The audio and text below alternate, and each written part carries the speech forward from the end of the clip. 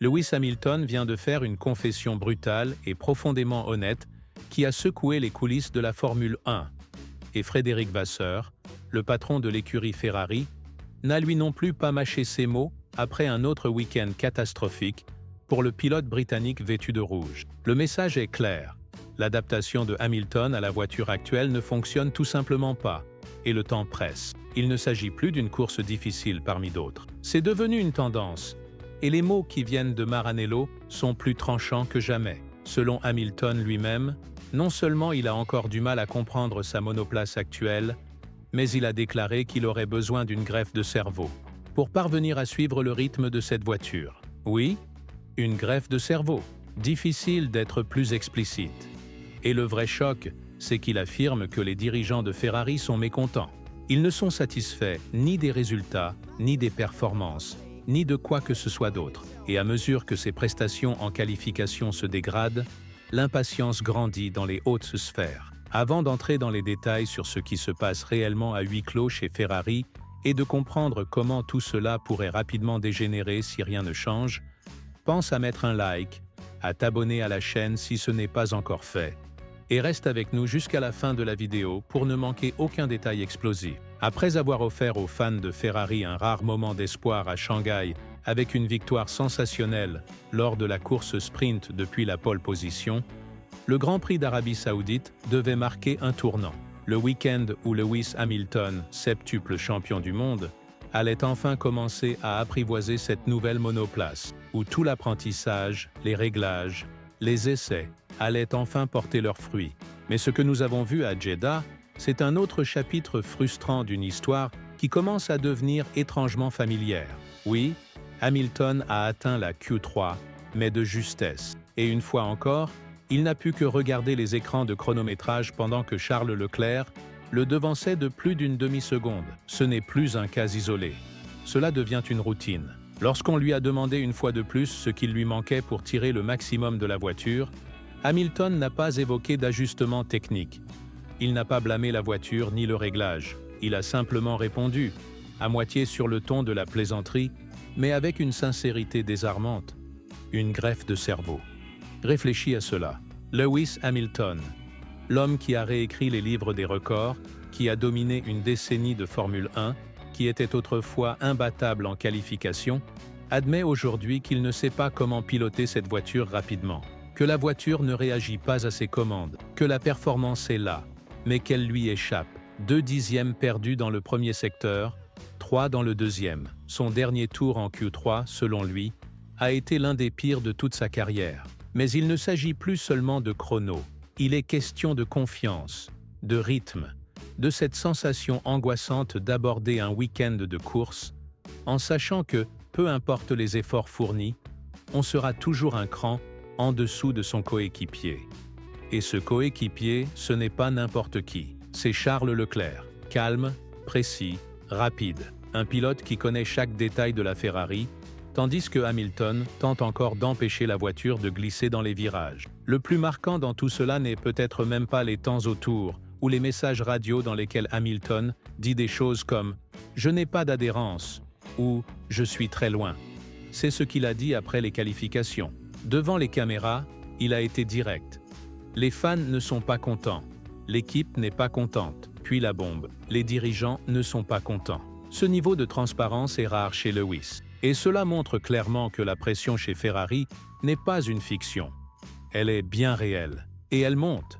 C'est là qu'intervient Frédéric Vasseur, l'homme chargé de reconstruire Ferrari. Il n'a pas critiqué Hamilton ouvertement. Mais son message était clair. Hamilton doit s'adapter. Et il doit le faire immédiatement. Il n'y a pas ici de période d'acclimatation. Ce n'est pas Mercedes, où Hamilton pouvait modeler l'équipe autour de lui. C'est Ferrari, l'écurie la plus surveillée du sport automobile. Ici, on exige des résultats immédiats, pas une année d'ajustement. La vérité, c'est que Hamilton n'a pas encore battu Leclerc en qualification. Il n'a remporté aucune course face à lui. Et même si l'écart de points n'est pas immense, tout l'élan mental, toute la dynamique est du côté de Leclerc. Il est à l'aise, confiant, régulier, même quand la voiture n'est pas parfaite. De son côté, Hamilton se débat avec une monoplace qui ne veut tout simplement pas collaborer. L'arrière est instable. Elle sous-vire quand elle devrait accrocher. Elle survire quand elle devrait rester stable.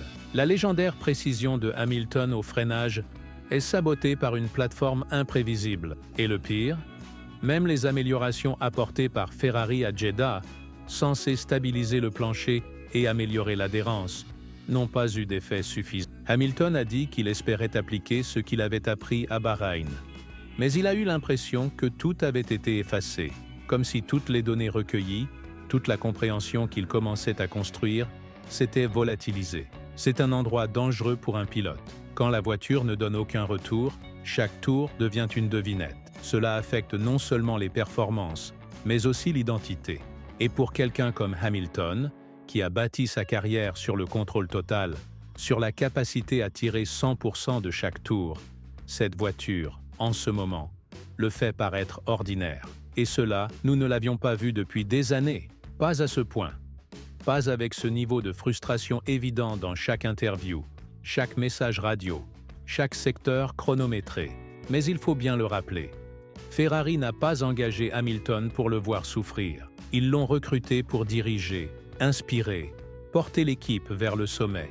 Et si cette trajectoire ne s'inverse pas rapidement, la pression ne retombera pas uniquement sur le pilote. Elle touchera l'équipe, les ingénieurs, la direction. Et oui, Vasseur lui-même.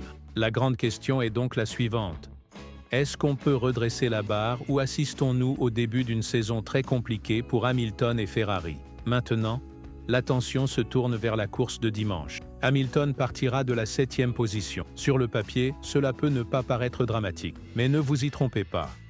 Pour un pilote de son calibre et une équipe avec les ambitions de Ferrari, c'est une performance décevante. Et Hamilton en est bien conscient. Dans les interviews après les qualifications, il ne s'est pas défilé. Il a dit que ce n'est pas à cette place qu'il devrait être, qu'il essaie tout, d'autres trajectoires, d'autres réglages, d'autres approches mentales. Et rien ne fonctionne. C'est ici que la stratégie devient cruciale. Jeddah est un circuit urbain, rapide, impitoyable, mais aussi imprévisible. Voiture de sécurité, drapeau rouge, météo changeante, tout peut chambouler l'ordre établi et créer des opportunités pour des pilotes comme Hamilton, capables d'exploiter le chaos. Et pourtant, la voiture n'a pas montré la constance nécessaire pour inspirer confiance le jour de la course. Car même si la Ferrari est rapide en air libre, elle devient instable dans le trafic. Les pneus surchauffent, elle gère mal l'air sale. Et Hamilton, connu pour sa sérénité sous pression, est désormais contraint de réagir, d'improviser, de s'adapter à chaque tour. Ce n'est pas la base de performance à laquelle il est habitué. Et cela se voit. Pendant ce temps, Charles Leclerc part 3 places devant, calme, posé, concentré. La comparaison interne entre les deux n'a jamais été aussi évidente. Leclerc est devenu la nouvelle référence chez Ferrari. Et Hamilton, la superstar mondiale, le champion à multiples titres, cherche toujours des réponses. Et c'est pour cela que les enjeux sont si élevés. Hamilton n'est pas venu chez Ferrari uniquement pour la romance du rouge. Il est venu pour gagner, pour écrire un nouveau chapitre et finir sa carrière en beauté, pas pour revivre les frustrations des saisons 2022 et 2023 chez Mercedes. Mais cette fois avec une pression médiatique encore plus forte, des attentes internes plus grandes et beaucoup moins de temps pour redresser la situation. Et n'oublions pas ce que Hamilton lui-même a dit après les qualifications, que les fans ne sont pas contents, que l'équipe ne l'est pas non plus, et que la direction ne l'est pas davantage. C'est une pression à 3 niveaux.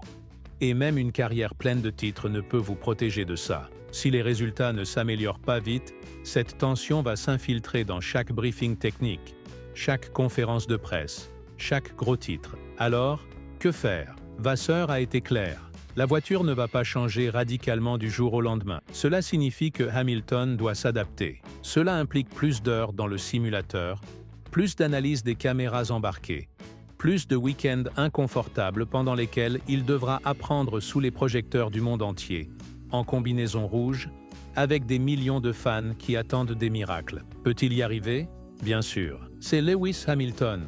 Il a disputé des finales de championnat, roulé malgré la douleur, traversé des polémiques. Mais peut-il le faire assez vite pour que ce partenariat fonctionne? Voilà la vraie question. Dis-nous en commentaire ce que tu en penses. Est-ce que Hamilton traverse simplement une phase normale d'adaptation à une nouvelle équipe et une nouvelle voiture? Ou sommes-nous en train d'assister à une déconnexion plus profonde entre le pilote et la machine? Et selon toi, Ferrari peut-elle vraiment bâtir une structure autour de Hamilton comme Mercedes l'a fait autrefois? Ou Leclerc a-t-il déjà conquis définitivement la place de numéro 1? Si tu es resté jusqu'ici, merci beaucoup. N'oublie pas de liker, de t'abonner à la chaîne et d'activer la cloche pour ne rien rater du feuilleton de la Formule 1.